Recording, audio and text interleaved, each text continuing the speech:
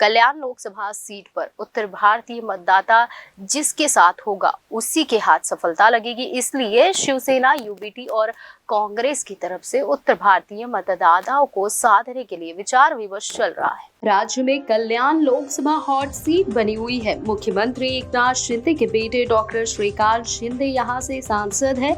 इस सीट पर हिंदी भाषी मतदाताओं की संख्या लगभग 7 लाख है। इसलिए इस सीट पर अगले सांसद का भविष्य हिंदी भाषी मतदाता ही तय करेंगे। पिछले दिनों जिस तरह से कल्याण डोंबिवली में होली मिलन समारोह पर उत्तर भारतीयों की तरफ से शक्ति प्रदर्शन किया गया, उससे साफ है कि शिंदे को लेकर उत्तर भारतीयों में नाराजगी है। अगर इस नाराजगी को समय रहते दूर नहीं किया गया तो इसको लेकर नुकसान शिंदे को हो सकता है।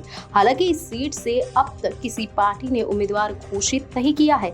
इस सीट पर शिवसेना से वर्तमान सांसद श्रीकांत और शिवसेना यानी यूबीडी से सुषमा अंधारे, केदार दिघे और अयोध्या पॉल का नाम चल रहा है। दो खेमे में बटा उत्तर भारतीय समाज। जी हाँ, बीजेपी के एक नेता ने बताया कि कल्याण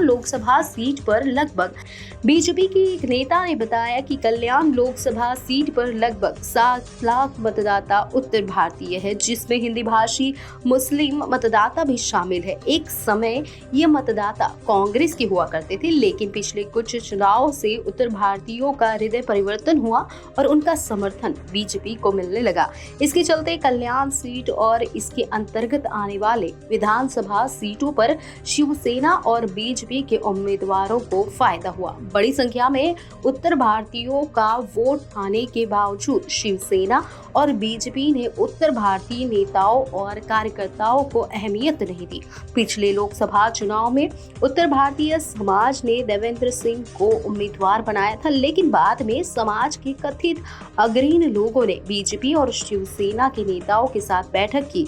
इसमें दोनों पार्टियों के नेताओं ने समाज को आश्वासन दिया था कि जहां पर उत्तर भारतीय समाज के लोग अधिक है, वहां पर पार्टी उन्हें शाखा प्रमुख, वार्ड अध्यक्ष, मंडल अध्यक्ष और जिला अध्यक्ष बनाएगी। साथ ही समितियों में उत्तर भारतीय नेताओं को स्थान देगी। लेकिन चुनाव के बाद यह वादा पूरा नहीं किया जा सका। इसी का नतीजा है कि उत्तर भारतीयों में नाराजगी है। कल्याण में हिंदी भाषी भवन के भूमि पूजन के बावजूद उनकी नाराजगी दूर नहीं हो पाई। पिछले दिनों दावड़ी और डोंबिवली में 2 स्थान पर होली मिलन समारोह का आयोजन किया गया। दोनों स्थानों पर शिंदे गए थे और उत्तर भारतीय नेताओं को साधने की कोशिश की। कांग्रेस के समय थे 7 नगर सेवक। जी हाँ, कांग्रेस के एक नेता ने कहा कि कांग्रेस हमेशा से उत्तर भारतीयों की हिमायती रही है। 2001 में कांग्रेस और एनसीपी को मिलाकर 7 उत्तर भारतीय नगर सेवक थे। इनमें से कुछ मनोनीत नगर सेवक भी थे। बाद में अन्य पार्टियों के नेताओं और कार्यकर्ताओं की तरफ से उत्तर भारतीय मतदाताओं को भ्रमित किया गया। इसके चलते समाज दिशाहीन हो गया।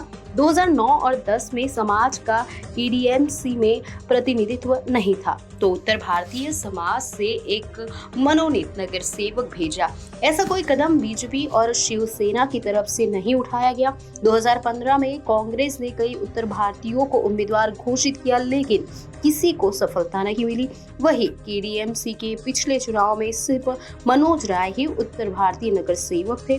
अगर बीजेपी और शिवसेना चाहती तो कल्याण के अपने नेताओं को अहमियत देती, लेकिन ऐसा नहीं देखा गया।